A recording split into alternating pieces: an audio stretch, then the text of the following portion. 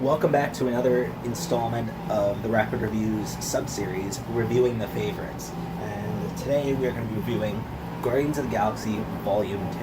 Now, now I have AMC stubs, they let you do it for events too. And it's Marvel Studios' 10th anniversary. So it's the 10th anniversary since the beginning of the Marvel Cinematic Universe. And they've been showing throughout the course of the long weekend, they've been showing all of the MCU films in IMAX 3D.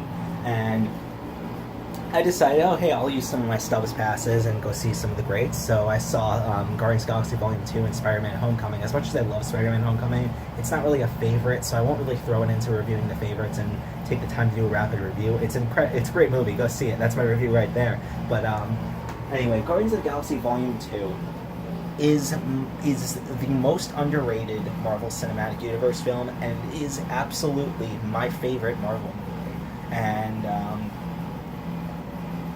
And you know what? No one ever believes me, and I have a hard time articulating my points, and who knows, maybe I'll have a hard time articulating why today. But you know what? I'm going to give it a shot in the couple of minutes I have here. I'm going to try to give this a minute and try to pitch sort of Guardians of the Galaxy Volume 2 and why it's one of my all-time favorite movies and why it's the best Marvel movie. And it really has usurped the position of my go-to perfect movie. Like, when people used to ask me, like, what is a perfect movie? What is a flawless movie that has zero problems, only good? And I used to say Sky High. And I know that sounds kind of corny and cheesy, but watch this. If you grew up with this movie as a kid and you watch it now, it has no problems. It's a perfect movie. Go watch it.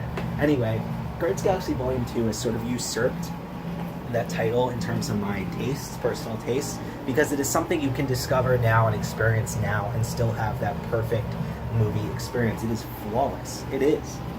There's not really any problems. It is the most in-depth in terms of character writing and character psychology. This is a character-driven movie. The events of this film don't really have that much bearing on the grander narrative of the Marvel Cinematic Universe.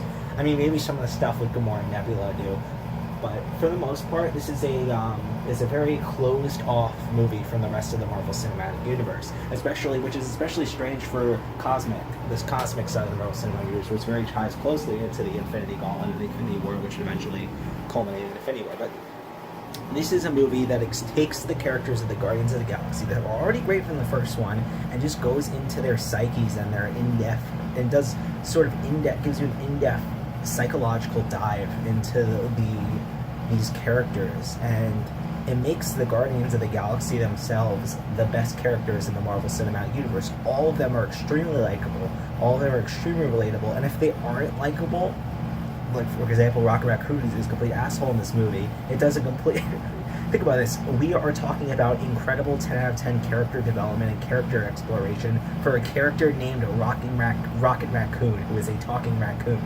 And it's why it's such a tragedy that James Gunn got knocked off the Guardians of the Galaxy trilogy after this stupid bullshit controversy, because he had a plan for a closed, pretty contained, but also interactive with the rest of the Marvel Cinematic Universe, a closed trilogy that would have been one of the best film trilogies of all time. Guardians of the Galaxy 1's a great movie, nowhere near perfect, nowhere near one of the best. I mean, it's not necessarily one of my favorite comic book movies, but it's very good. Guardians of the Galaxy Volume 2 takes it to another level. It explores Peter Quill's inner psyche, Star-Lord's inner psyche, and his relationship to his father, Gamora, and her relationship to her sister, and her willingness to open up to others and latch on to others. It explores probably most profoundly and through two characters. It explores this through Rocket Raccoon and Yondu. And Yondu, I didn't really care about him at all after the first movie, but it explores him. He's one of, if not my favorite character in all of the Marvel Cinematic Universe. He's so interesting and has such a fascinating just psyche. He's one of those characters that like puts on a tough persona and tough appearance, but really has deep, strong moral code and is actually a good person. And everyone's seen Guardians of the Galaxy 2, I could go into spoilers. The ending of this movie, where there's the Ravager funeral for Yondu, where all the Ravagers finally come back and come, I cannot watch it without crying. I cry every single time. And think about that, this is a Marvel Cinematic Universe movie that brings me to tears every single time, guaranteed watching it.